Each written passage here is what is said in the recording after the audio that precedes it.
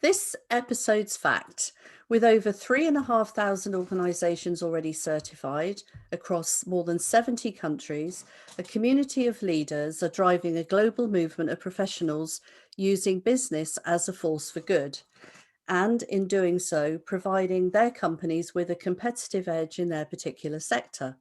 So let's find out more.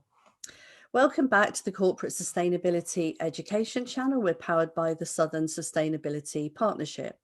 In this episode, we explore the certified B Corporation and drill down into exactly what it is that provides that competitive edge.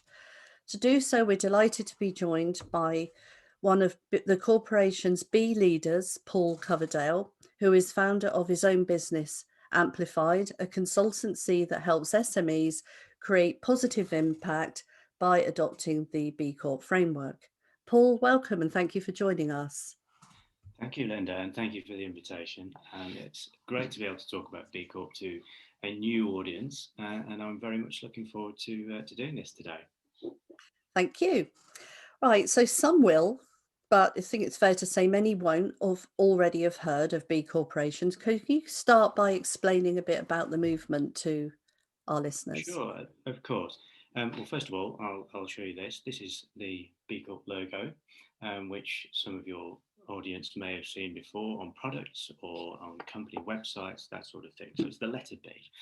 And what it is, as you say, it's a growing movement of businesses around the world who want to use business as a force for good. And the way that they do that is through a certification system. And that's effectively what being a B Corp is all about. For those businesses, they consider all stakeholders. The last 50 years of shareholder primacy has helped business to almost destroy the planet. And so around about 15 years ago, three American businessmen and academics got together and thought there must be a different way of doing this.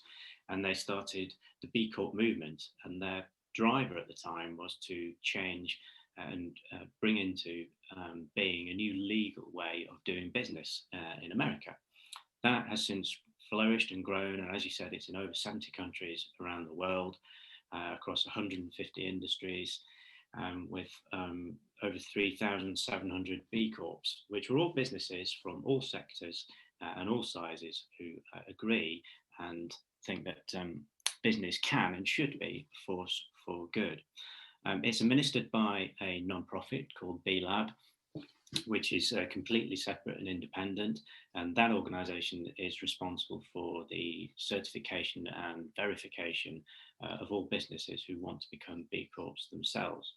The wider context, of course, in the last 2-3 years is that we've all seen the greater impacts of climate change upon all countries in the world, and the popular movements too, from people like David Attenborough and Greta Thunberg.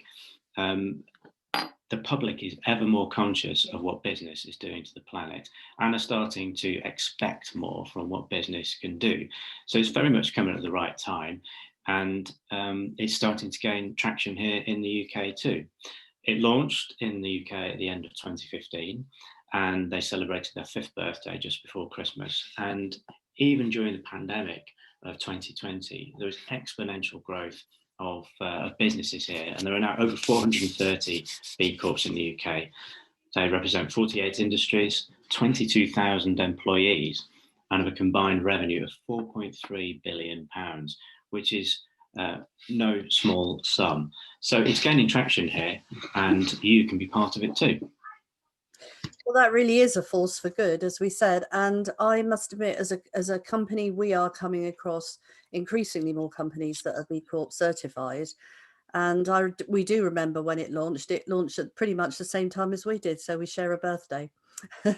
So if a company's been through the certification process, they've become a B Corp, what does that look like? Well, what actually is a B Corporation? And it is a business that has effectively done three things.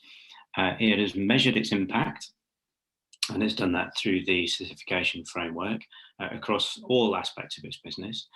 It has made a public commitment and been transparent aims and its targets and what it's doing, but it has also become legally accountable for the way that it prioritizes not just shareholders or investors or owners, but all stakeholders in the business. And you can take that as broadly as you wish. So that the stakeholders can include all of your staff, all of your customers, your suppliers, your communities where you work and sell and operate, but also the planet and wider society too. And by making that legal commitment, B Corps actually live their values and what they do every day. And you certainly can't accuse them of greenwashing in any way. It's not just nice marketing statements. So those are the three sort of central tenets of what all B Corps are. And to get there, they have to go through a rigorous assessment process that is verified independently by a standards team. And more importantly, of course, what they've done is that they've truly committed to a purpose and their values, and they've actually thought about what they want to be as a business in the world, to be a force for good. And they've demonstrated that and shown that by measuring their impact, having that legal accountability, and then also being transparent and public about what they're doing. Now, in the UK, it includes all sorts of different companies. You can be a business of any type, of any size, of any form. So whether you're a public limited company, whether you're a private limited company, a partnership, a social enterprise, a community interest company, if you are trading in a market and you're a business, then you can certify as a B Corporation. Even if that's a trading arm of a charity, you can still become a B Corporation. So the only people it rules out are charities themselves, who obviously operate under totally different frameworks, and public bodies, though it's still useful for them to be able to use the framework too. And in the UK, we've got companies across all sectors, as I've mentioned. We've got real pioneer companies who deliberately set out to solve a problem.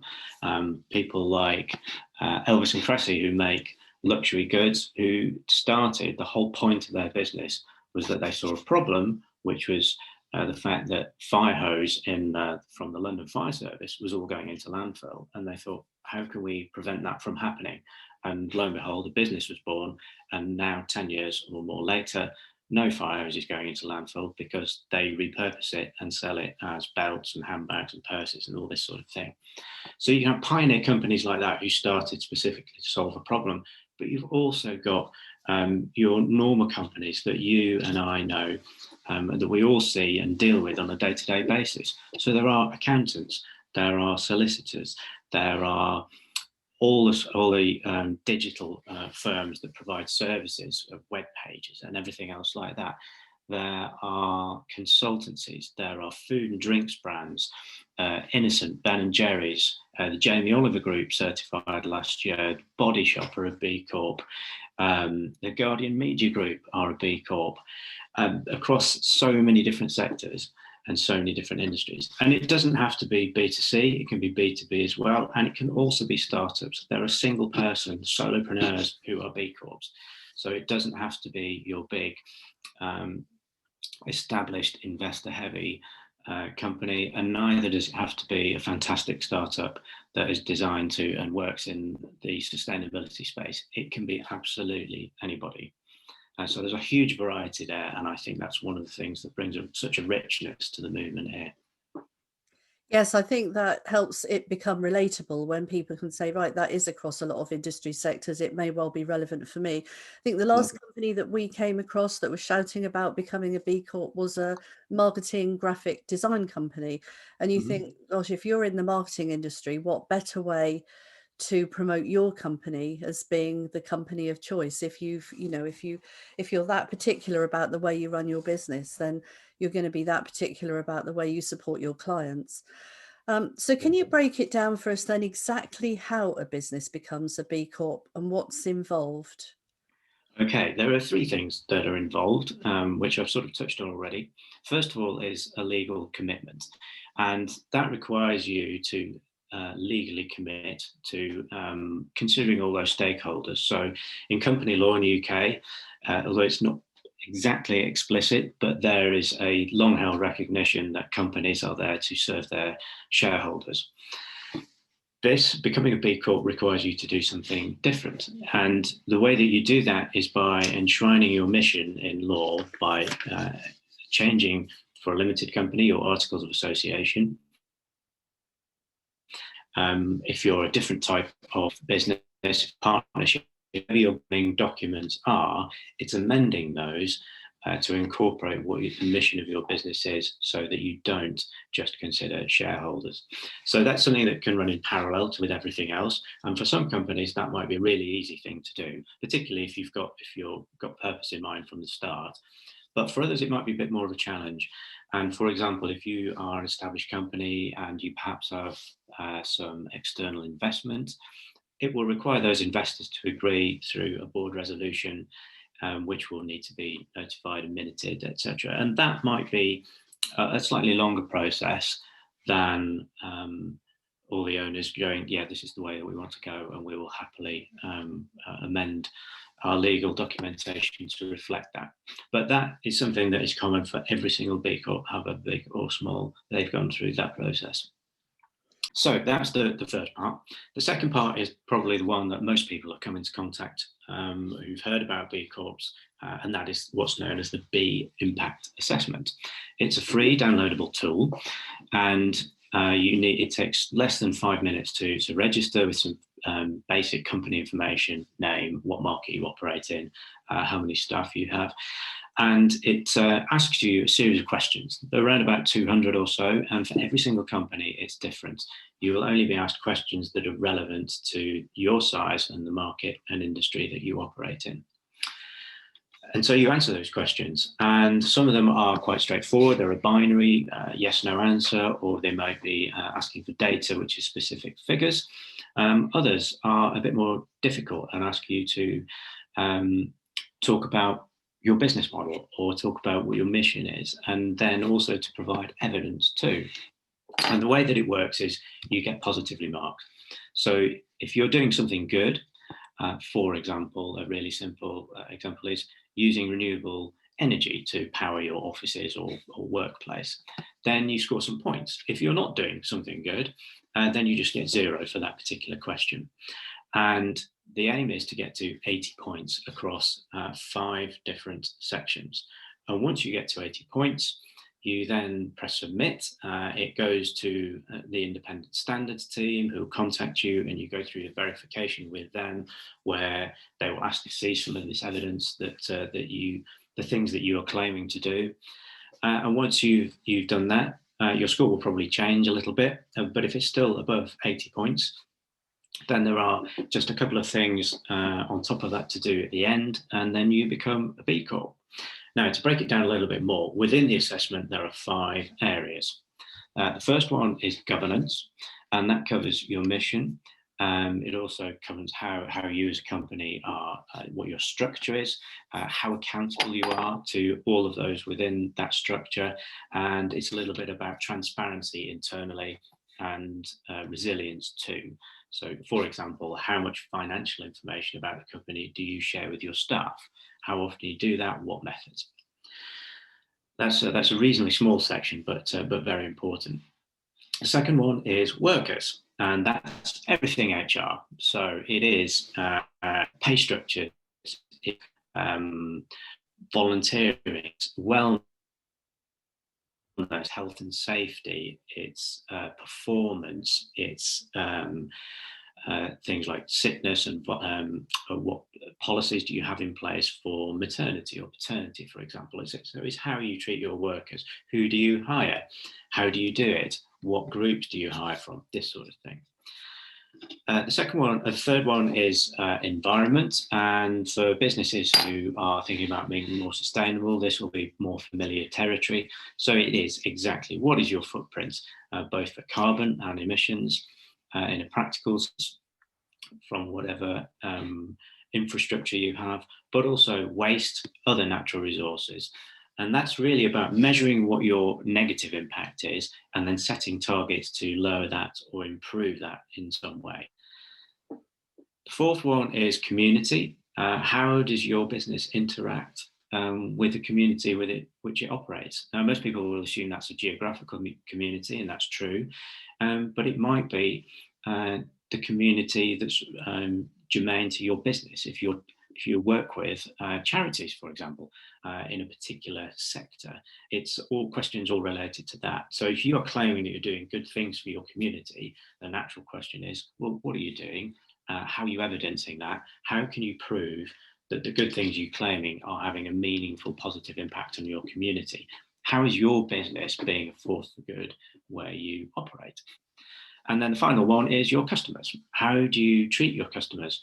And that includes things like customer feedback. What are you selling to them? How are you selling it to? Are you doing it in a transparent way?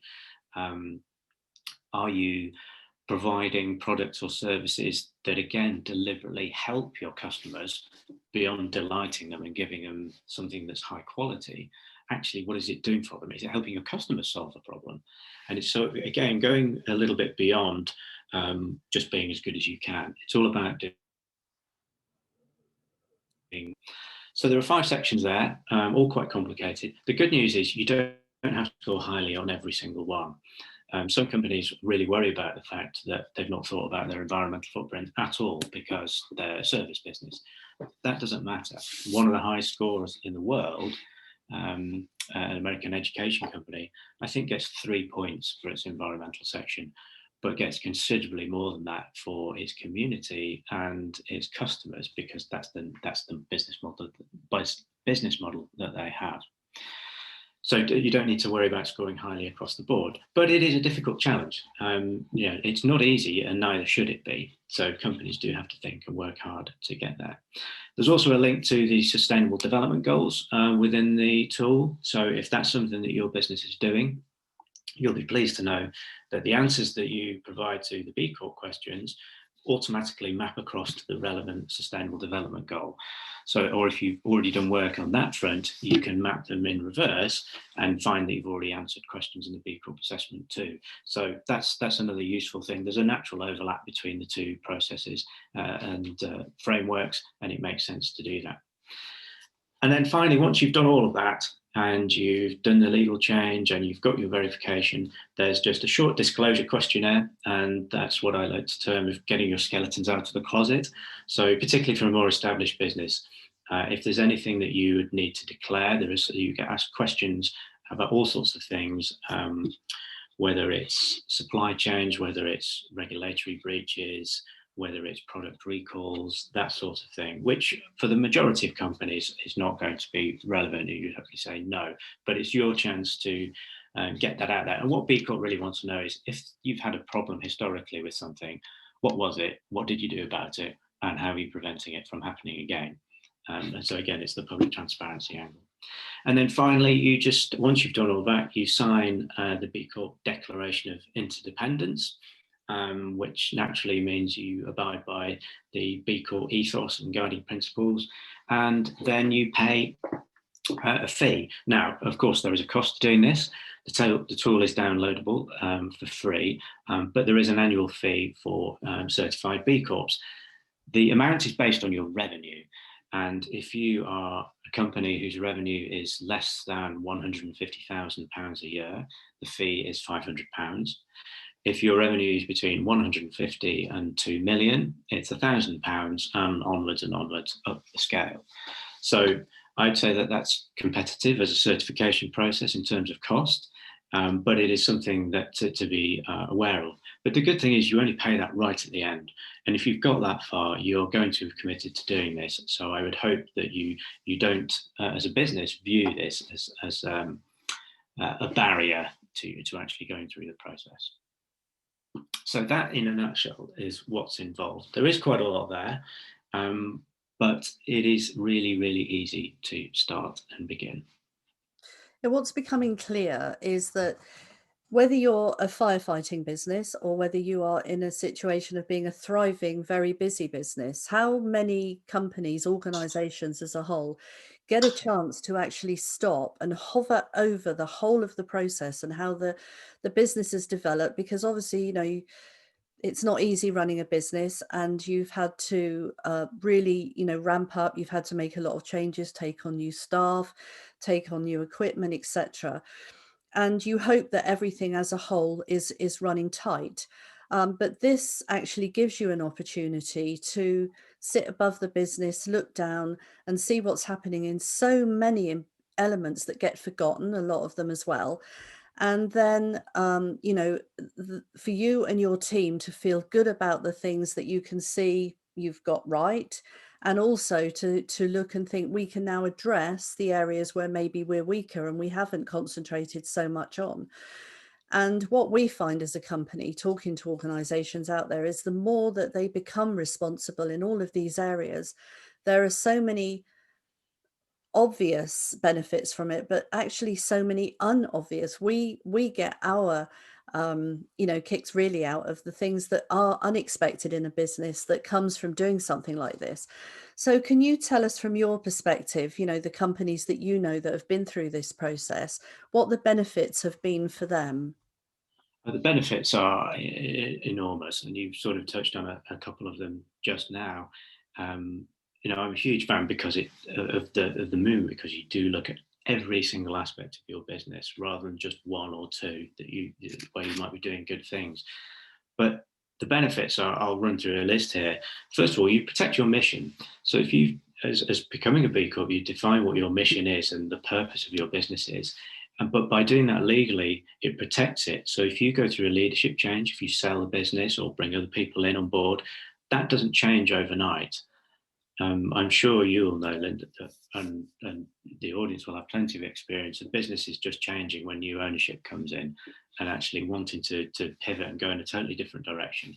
This protects that from happening. So your business is doing good in the world. It will stay doing good in the world. By even if there's a changes in leadership. So that's one. Second one you talked about right at the beginning, and that's amplifying your voice. This is a fantastic way of standing out. And if you're marketing or sales or PR, to be able to say you are a B Corp is a wonderful thing because it's relatable. It translates across all industries, people get it, and customers are starting to demand more and recognize that more. And it's not just the high street brands, they know, and that similarly goes for staff. Another thing is attracting and retaining talent. You might not be surprised to learn there's a bit of a cycle of people who work for one B Corp and then move to another one, because they're so great to work for. There's a very strong overlap between lists of companies that are really good to work for that we see all the time and B Corps. And 71% of existing B Corps say the fact that they were helped them to attract talent. And with societal change, particularly younger generations, they want more from their business and their employers in particular. And being able to go, we're a B Corp, you increasingly find that people go, great, I get it. I kind of don't need to dig down much further. You're a B Corp, that's good enough for me. I know I will be treated well, I will be trained properly, I'll be looked after and nurtured and allowed to flourish as a member of staff. So that's really helpful too.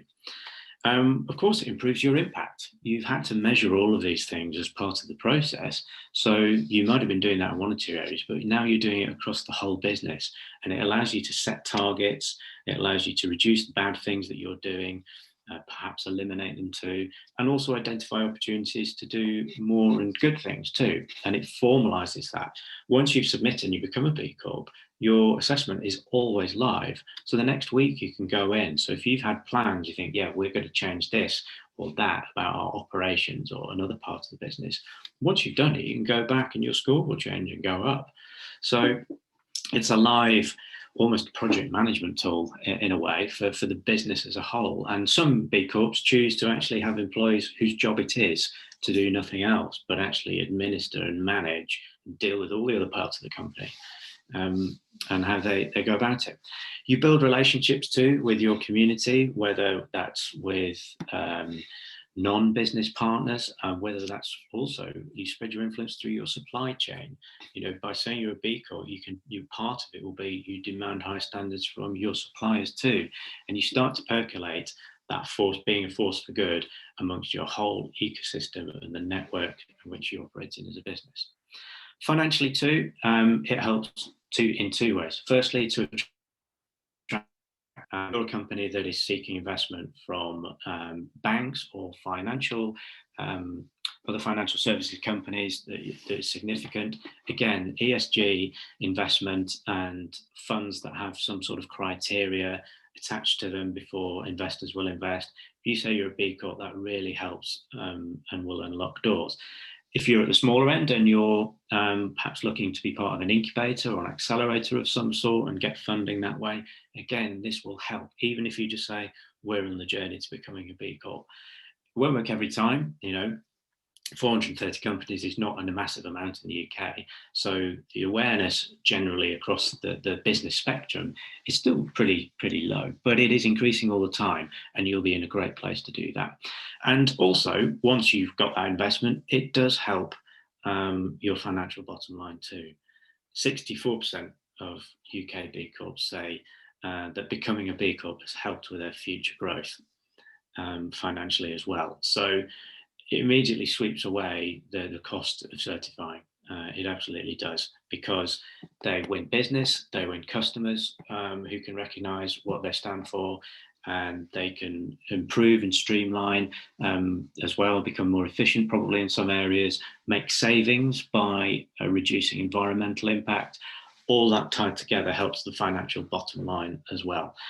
But most importantly of all, the biggest benefit is to the planet and society. And all the good things that you do, whether it's in one small area as a niche that you do absolutely brilliantly, or more wide ranging, the fact that you become a B Corp has the benefit for the planet. If you're reducing emissions, or if that's not necessarily relevant to you, then in a community way and in a social way, you've measured what you're doing, and now you're actively, deliberately, transparently helping other members and groups in society. So you're doing good things, which is something that we can all get excited and feel good about. Yes, this channel will continue to bang the drum. Operating a more responsible business will give you very obvious financial gains, and we see that over and over again. It will, as you say, attract the most motivated and best talented staff. It will also attract the best customers, customers that care and like working together. So the benefits are pretty endless, really. So that is a drum that we're going to continue to bang. And thank you for how you've spelt that out. And also, I must admit, there's some areas in there we hadn't thought of as well. So yeah, it's really interesting. Obviously, finally on that, you're part of a community as well with all the other B Corps. There's a private online hub called the Beehive, where you join as a B Corp, every other single B Corp in the UK. And so you can learn. So if you're a small startup and you want to learn how to do better packaging, for example, if that's part of your business, well, learn from the big guys who are in there who are doing it. And there are groups set up on all sorts of different areas. So you're really very much part of the community. And there are lots of events as well to listen and learn and be inspired from businesses you would not normally have come across otherwise. You're not very much alone in there, and all B Corps feel this. Well, that is priceless, really, isn't it? Because especially in these hugely challenging times, if you feel part of a community and you can get help from other businesses and what they've done right and wrong, and what's been beneficial to them, then it doesn't get much better than that. And also, if you are a smaller company, for example, and you don't have somebody that's completely dedicated to this task, being able to dramatically cut the amount of research time and that, by going to people that we've been there, we've done that, I mean, it's hugely beneficial. Obviously, there are other sustainability side of things. There's other related certification schemes out there. So why do you think that organisations are choosing B Corp? Well, it's a common question, and I know, and sure you do too. Businesses who go, okay, we would like to certify what we do in some way. Who should we choose? There are myriad options out there, even within sustainability. And my answer is it's complementary. It's not an either or, do this or do ISO 14001 or something else that's attractive to you. It's additional, it's complementary. To understand why certain businesses in certain sectors want or even perhaps need to take some other certifications like ISO or others. It might be a regulatory requirement. It might be something that's just expected as industry standard, and without it, you don't get work. That's fair enough. But I'd say being a B Corp widens the lens of who you open yourself out to, and it obviously makes you more marketable, but it also considers your whole business. So it's that holistic look. at everything you do. Whereas I feel some others concentrate on more specific areas, quite rightly, and they probably go in more depth in some cases. If you are manufacturing something, then I would definitely recommend pursuing certification that deals with those processes, and particularly the natural resource use that you might have in emissions and waste and all that sort of thing. But that's just looking at that alone. B Corp will consider your workers, and it will consider who you're selling to and everything else that I've already talked about. And I would say very much it's complementary, and it makes you look at all parts of your business, not just one or two or three sections of it. And as I said, it becomes relatable to the general public and your whole network of current, future customers, suppliers, and everybody else that you deal with. So it's not an either or. I'd say please do consider it if you're wondering whether I should or not. And it's complementary to the things that you might be pursuing. An organisation is watching or listening to this now, what steps would you advise them to take if they want to find out more, and how do they prepare to have their first meeting on this subject of B Corp? That's interesting. Every company is, of course, different. But there are two steps that I would advocate. One is very much practical. Go and check out the B Corp website. There's an enormous amount of things on there, going into more depth about everything I've talked about, including what you have to do, what's involved, loads and loads of inspiring content and stories as well. And I know we're going to put the link out later, but I'll just say it is bcorporation.uk. Or you could check out my website too, which of course will have some details about how I can help as well. So that's one thing on a practical sense. The second thing, you talking about how to prepare.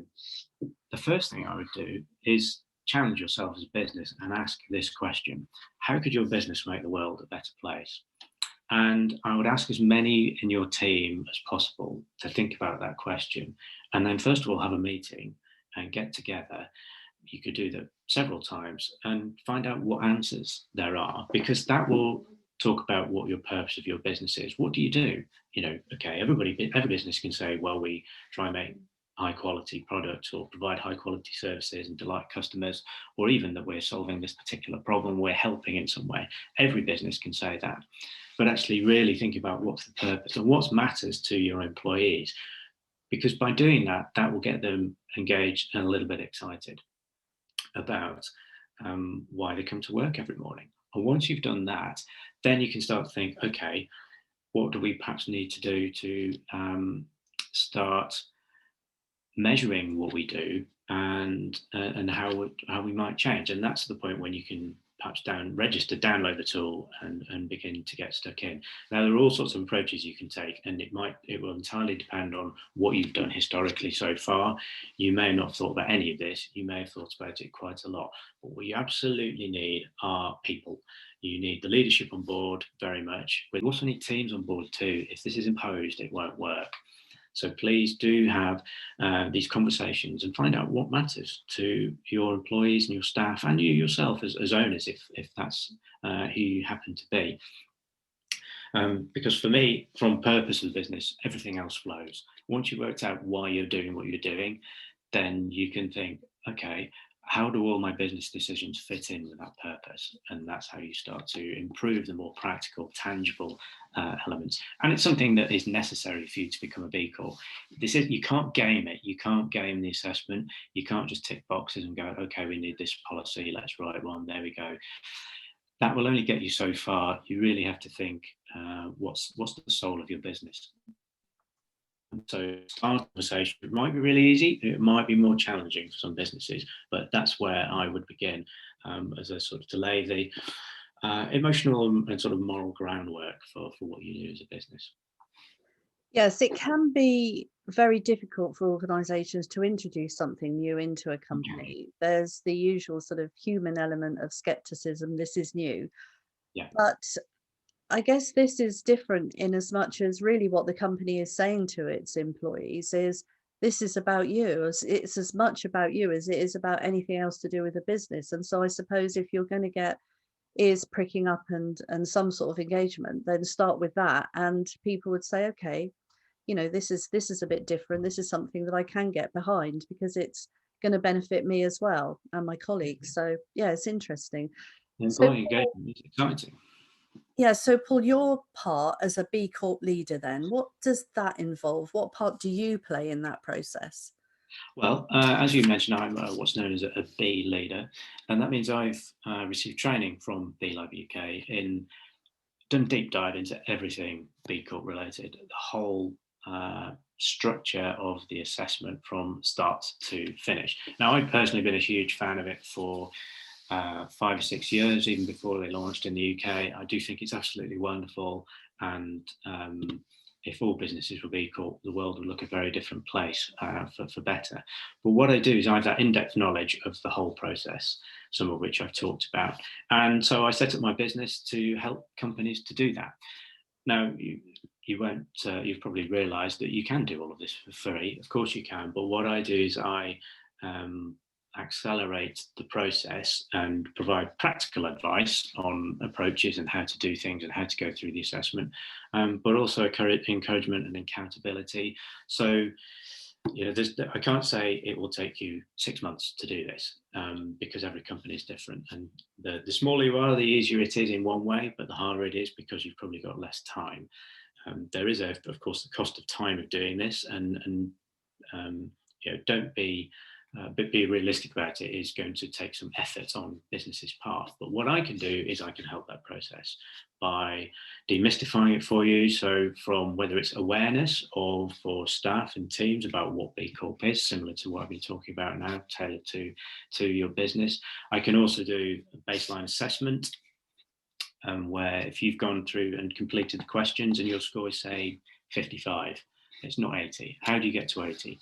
Well, I can go and work that out for you and help you get there, and provide sort of advice and hold your hand as a business, to get you through the process as fast as possible. And the reason I do that is because if you as a business have committed and you really want to do this, the sooner you get there, the sooner you're having a positive impact, which is better for planet and society. So the quicker we can get more B Corps in train, the better it is for everybody. And that's what I spend my days trying to do. Well, that's been incredibly insightful, Paul. That's been very valuable time to go through that and find out quite a lot about how a business can start to have that conversation internally. We will on the channel actually be inviting people back to say, open up a Zoom meeting where people can have a Q&A session. And I think that this would be a very valuable one to do with that as well. And we will be inviting you back to continue this conversation, really. So thank you very much for your time this morning. Well, no, thank you. It's been great to talk about this. I hope that's come across, and I'd love to be able to answer the company's questions in the future. One final advert: it is B Corp month in March, so if you're at all interested in this sort of thing, keep your eyes peeled for all sorts of social media channels, particularly from B Lab UK, because there'll be lots of stories coming out in March all about it. So hopefully you'll be inspired to make a start.